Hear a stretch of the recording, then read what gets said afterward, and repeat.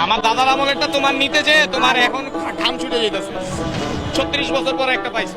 36 বছর কেন পাইছি, যেটা পাইছি পাইছে কি পাইছো? 36 বছর পর তো এটাই পাইছ, তুমি তো জানোই না।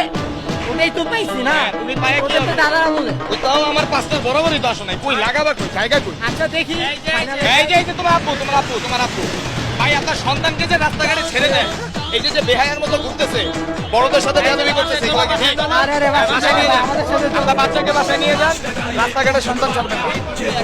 না না একত্রে না, আমরা আর্জেন্টিনার সাথে না। ভাই, মানে কোনো সময় ভাই আপনার তো ভাই আপনার তো স্টার আরেকটা কোথায়? ওই হাত দিয়ে ওই তো বিশ্ব ভলিবল দিবসে ওরা গোল দিয়ে ওরা একটা কাপ নিয়ে গেছে কোন রকম, মানে কোন রকম পাস নিয়ে গেছে।